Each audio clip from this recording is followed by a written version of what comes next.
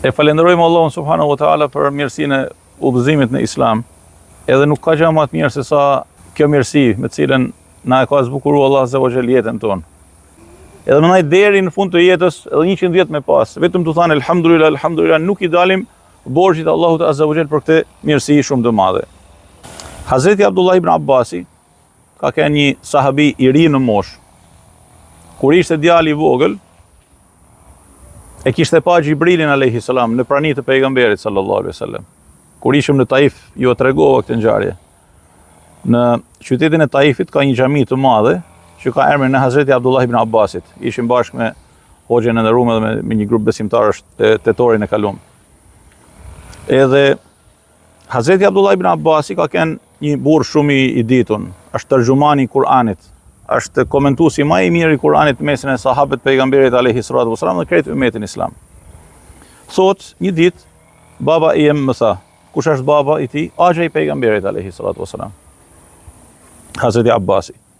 Më tha, o bir, e shoh se princi i besimtarëve, Emirul Mu'minin, Hazreti Omeri, është duke të majt më afër se sa krejt shokët e pejgamberit alayhi salatu wasalam. Pse ka majt afër? Po se ka qenë i ditun.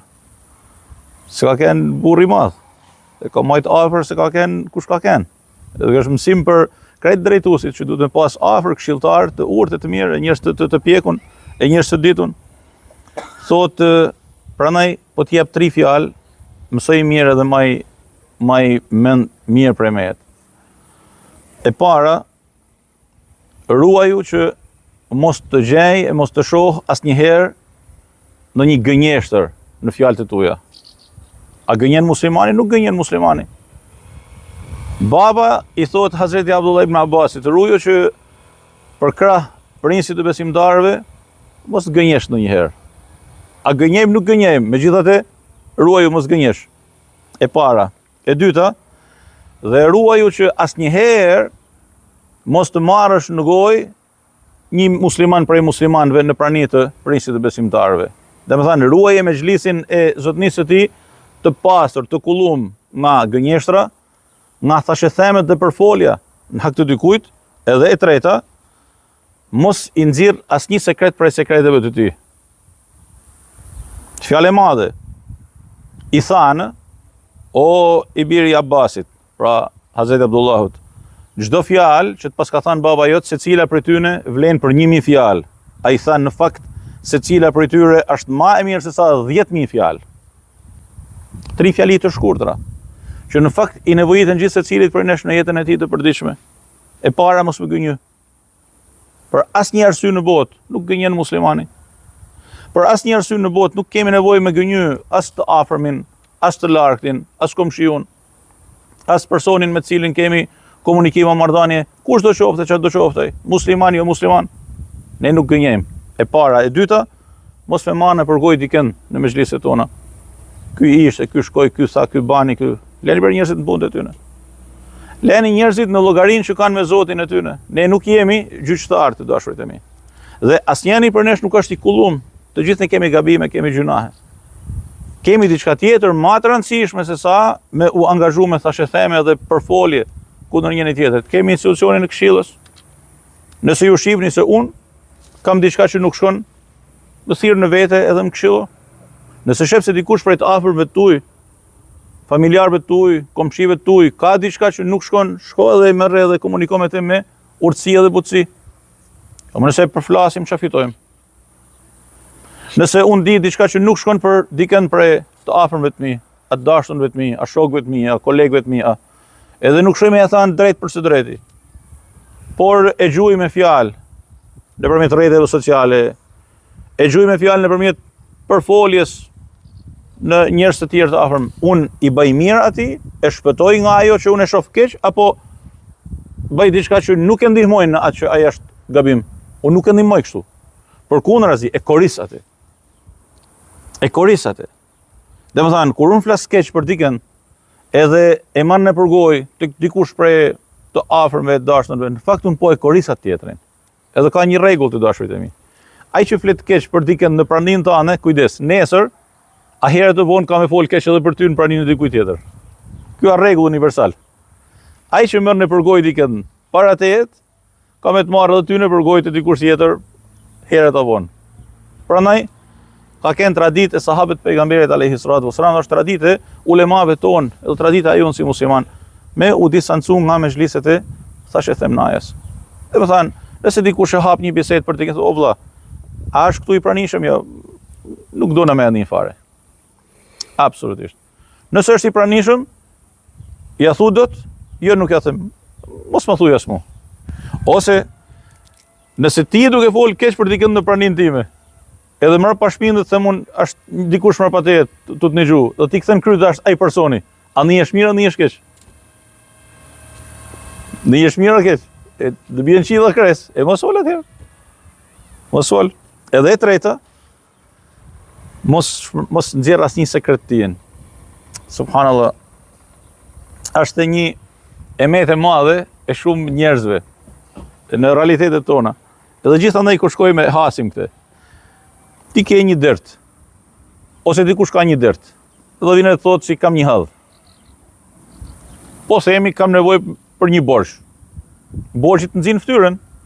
A mundesh me dalë me thënë këtu publikisht, vëllezën e modra, u kam nevojë për kaq parë borxh, kush më jep? Jo, nuk ndihesh mirë dhe nuk e bën atë. Shkon edhe thu dikujt që ke besim te ai. I thu o vlla, un kam nevojë për kam një hall të madh, kam një dert të tjera, kam nevojë për pak parë. Për një muaj, për një vjet, për 2, për 10, nuk ka rëndësi këtu, nuk ka ky momenti i kësaj. A më jep ti jap? Edhe ti jep ai. Mirë, po të lutem mesin mes nesh kë, ose shkruhet aty diçka, okay, tamam. Mos i sa ditëve, mos i sa kohëve, vjen dikush dhe thotë, o vlla, ke marrë borxh te filani? Allah Allah. Do ti të vjen qilla kres. Tu a kam marrë borxh te filani? O ti i thret mend se thu, po un kam fol me ti, edhe e kemi lënë mes nesh. A thu na ka ndonjë kush? A thu ka vu kush ndonjë përgjus? A diku kemi kën? Jo. As të ka ndonjë kush, as ka pas përgjus. Po ai që ta ka bën këtë mirë, ka shkuar dhe ka thënë dikujt tjetër. Që filanit, po filanit i ka marrë borxhun, ai është i ytur në borxh, ai ka hall, ai ka kështu. Po vlla, është mirë që muslimani me e rujt muslimanin. Njeriu me e rujt vllain e tij njeri. Jo me e përfol, jo me e bën me unë i keq përpara të tjerëve. Dhe kjo është traditë e njerëzve fisnik. Është traditë e sahabët pejgamberit alayhi salatu wasalam. E duhet me kenë inshallah taala edhe tradita e jon. Nëse e bajmë, jemi duke ecë mas dritës së yjeve, siç i cilëson pejgamberi alayhi salatu wasalam sahabët e tij. Nëse nuk e bajmë, do të thotë që jemi duke rrugëtu edhe qielli jona shumë i errët, ose ne nuk i shohim yjet edhe nuk e shohim dritën e tyre. Një fjalë tjetër që e thotë Hazreti Ebu Derdaja radiallahu anhu. Thotë, shenja e njeriu të paditun është si vijon. Një, mendje madhështia. Dhe me thanë, një person i cili për çdo gjë që flet, për çdo gjë që vepron, për çdo gjë që bën në jetën e tij, mendon se është kulmi edhe është i pakapshëm, i paarritshëm. Unë them kështu edhe nuk e lun topi. Unë e kam bërë këtë edhe nuk ka kush më thot një gjysmë fjalët. Po jo më valla se mund të jesh edhe gabim. Unë të themi i gjysmë fjalët, po edhe 100 fjalë. Se nuk është ashtu. Mund të kesh fol diçka, po nuk është e saktë. Ka raste që në betejë pejgamberi alayhi salatu wasallam thotë të qëndrojmë këtu, dhe dikush prej sahabëve i thotë ja Rasulullah, atje është më mirë. E gjykojnë dhe thotë atje të shkojmë, sa atje është më mirë. Meseleja u mbyll. Kjo është mirë, apo me ke njeriu mendje madhe dhe më thënë, jo, kështu si them unë edhe pikë, se lun topi. Allah, Allah, marrim, japim, ka tolerancë, ka elasticitet në komunikimin edhe marrëdhënien e muslimanit me familjen e tij, me shoqërinë e tij, me muslimanët kushdo qofshin. Tamam, e para. E dyta, të folunit e shumtë në çështje që nuk i interesojnë. Do të thënë, unë ju them njerëzve kështu, e keni parasysh ato sunetet e abdesit? Sunetet e abdesit? I dyti, cili është? I treti? Me shpëla gojen? Pastaj? Me fut ujin në gojë, pastaj? Hunën. Shumë mirë. Me la hunën, por dhe më thënë gjatë abdesit. Po pse nuk mendojmë diçka tjetër? Që shplamja e gojës nuk është thjesht me shpla gojen, si ti gojen e ke nosha shumë të pastër, Po ashtu sikur se e shplan gojen me ujë para se me marr abdes ose gjatë abdesit, bën që mos me erujt gjuhën tënde prej çdo fjale që mund të kthehet në fjalë të papastër, e që nuk ka abdes në botë pastaj që ta pastron gjuhën prej asaj që ti ke nxjerr. Dhe laje hunën si të dush, por mos e fut hunën aty ku nuk duhet. Që do thotë, ka shumë njerëz në realitetet e sotme që i fusin hunë në punë të tjerëve, edhe flasin për të tjerët pa fund. Ndërkohë që Hazreti Ebu Derdaja thotë që prej shenjave të padijes, edhe unë po e zbus termine, pra prej shenjave të gjahilit, është edhe të folunit e shumët në çështje që nuk interesojnë. Njerëz që bajnë të plotdishmin, njerëz që dojnë me të udhëzu deri në familjen tënde, deri në marrëdhëniet tuaja më të ngushta me të afërmit tuaj, me fëmijët tuaj, me njerëzit tuaj. Njerëz që flasin pafundësisht për çështjet e tjerëve. Ndërkohë që Islami thotë, ma e pakërritin bre. Tanat energji që harxhon duke folë për tjerët, harxhoj për veten tënde. Tanat o fjalë që i nxjerr çdo ditë dhe për cilat Allah subhanahu wa taala thotë si ma yalfidhu min qawlin, pra sa herë që njeriu flet një fjalë, janë 2 melek të cilët regjistrohen, e tan këto fjalë që i themi, a mendoni se nuk regjistrohen? Krejt regjistrohen. Atëherë, do të thotë kjo, që muslimani duhet me qenë i vëmendshëm që librin e veprave të tij, ato defteret e veprave të tij, me i mush me fjalë të dobishme apo fjalë thashë theme për këtë e për atë. Unë edhe ju edhe përzgjedhja e jon. Unë edhe ju edhe përzgjedhja e jon, gjithë secili edhe llogaria e tij nesër ditën e gjykimit. E treta, edhe e fundit, thotë të ndaloj të tjerët për diçka dhe ta veproj vetë atë. Kjo është shenja e padijes edhe ignorancës së madhe. Dhe me thanë, mos e bën një këtë se është gjuna. Ndërkohë ti e sheh duke e vepru këtë. Allah. Mos e hani një këtë se ju bën dëm. Ndërkohë që e shihni duke hangër vetë. Mos e pini një këtë se nuk bën. E shihni duke e pi vetë. Allah. Mos shkoni këtu se nuk bën, ndërkohë ai është atje. Në Islam jemi të urdhnuar që të mirën që e dim me përhap me sa të kemi mundësi.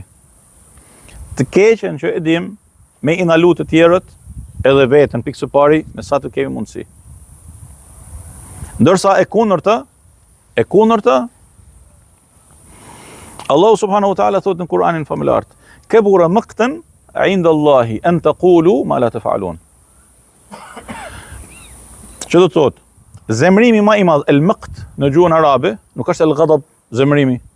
El-maqt është kulmi i zemrimit.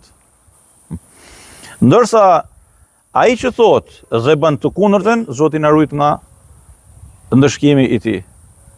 Prandaj të dashur dhe të shtrejt, teksa i lexojmë këto argumente, edhe këto shembuj, patjetër që jemi të nxitun që të shkojmë pas dritës së pejgamberit alayhi salatu wasalam dhe dritës së modelit të tij, që e hasim edhe në fjalët edhe këshillat e sahabëve të pejgamberit ton sallallahu alaihi wasallam, të cilët ishin më të mirët e ummetit, edhe kështu do të jenë deri në ditën e fundit, e kështu do të jenë edhe nesër në ditën e gjykimit.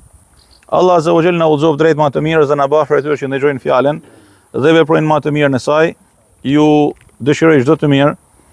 Edhe lutem për ju dhe familjet tuaja, e për tokën tuaj, tokën tonë, e për familjet tona, dhe na bashkoft Allahu subhanahu wa taala me më të mirat e kësaj bote, e na baf prej tyne, e na udhëzoj drejt më të mira, walhamdulillahi rabbil alamin. Allah ju shpërbleft edhe shumë kënaqësi për këtë naje të këndshme edhe këtë ligjërat. Nëse ju keni një pyetje ose diçka për rreth, unë ju ndihmoj me vëmendje.